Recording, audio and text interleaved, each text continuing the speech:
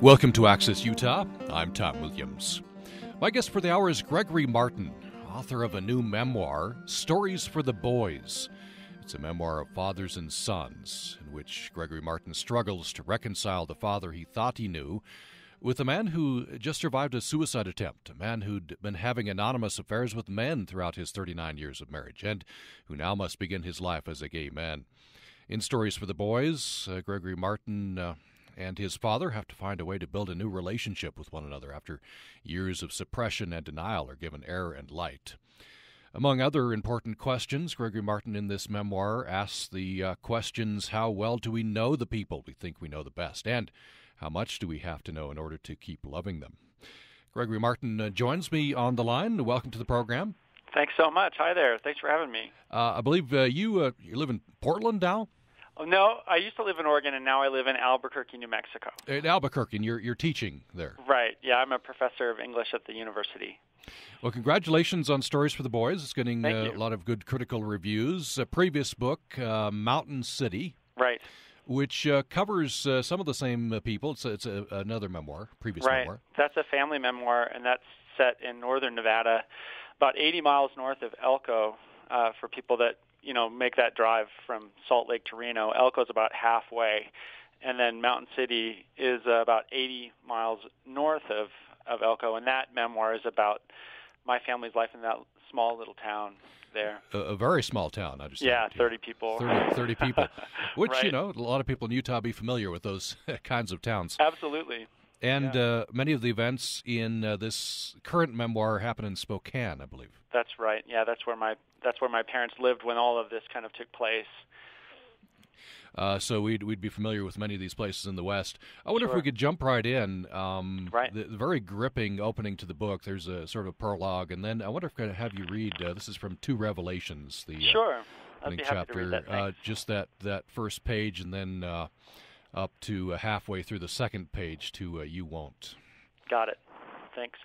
Okay, so this is called Two Revelations. On Thursday, May 3rd, 2007, at about 6 in the evening in Spokane, Washington, my mother and father had a fierce argument. Fights and conflict were rare for them and never lasted long. They'd been married 39 years. They had a happy marriage. My father said, "If you want me to go, then I'll really go." He went upstairs. A few minutes later, my mother followed. She found him sitting on the end of their bed, his eyes unfocused, his head and shoulders sagging. "What did you do?" she shouted. "I took some pills," my father answered. "You won't have to worry about me anymore." My mother went into the bathroom. All the bottles from the medicine cabinet, a pharmacy's worth of drugs, including the Ativan and Trazodone my mother took for bipolar disorder, were out and open and empty on the counter. She called 911. The last thing my father ever wanted was to be a character in a melodrama. He did not want to step on stage at 66, his hair gray, a small paunch over his belt, and play the tragic lead. He wanted to drink Coca-Cola and watch Jeopardy and listen to the Kingston Trio, to bowl and play cribbage with my mother, to read science fiction novels and watch movies with explosions, to work as a speech pathologist in a nursing home, helping the elderly to speak again and swallow soft foods like yogurt and rice pudding. 2 days later, on the 5th floor of the psychiatric ICU of Spokane's Sacred Heart Hospital, after my father had spent 36 hours in a coma on a ventilator, the intubation tube was removed from his throat. His head back on his pillow, his eyes closed, his face pale, he slowly regained consciousness. He recognized me as I gripped his hand, touched his forehead. The agony etched on his wrinkled face was clear. He did not want to be alive. For hours, my father would not speak. Tears leaked slowly from his eyes. For the past 2 days, my mother had refused to tell me why he had done this. "Your father will have to tell you himself." She could hardly look at me. She said this each time I asked, and I asked more than a few times. She said this even in the first hours after his suicide attempt, when it wasn't clear if he'd pull through, as if she was willing to let him take his reasons to the grave. I told my father I loved him, and he mouthed the words, "You won't." Devastating. Yeah. It's devastating. What he must have been feeling at that point. Right. And he had two revelations for you, the title of this chapter. What were those two revelations? Right. So the first thing that he said was that that he had been sexually abused by his own father from the time that he was 4 to 14. And my dad grew up in Southern Virginia in a Southern Baptist family in a time, he's 72 now, so this was in a time when there was no resources and no any kind of talking about sexual abuse, much less incest. And so that's a secret that he had held all of his life. So that was the first revelation. And then the second revelation that he told all of us was that he was gay and that he had been having anonymous affairs the entire time that he'd been married to my mom, the entire time I was growing up, in every town that we had lived in. And I think the thing that was most astonishing to me was that I never had a single inclination, not even one.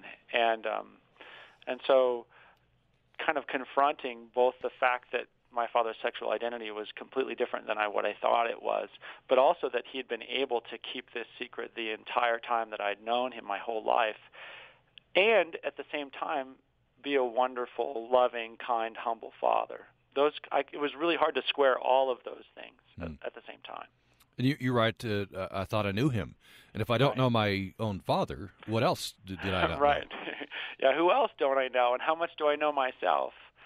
So, yeah, that one of the things that the book explores is not only the ability, what does it take, what kind of capacity does someone have to be able to maintain a completely different kind of life, but also, how much do we really know the people that we love the most and think that we know the best, and how much of ourselves do we keep hidden from one another for whatever reason? Mm-hmm.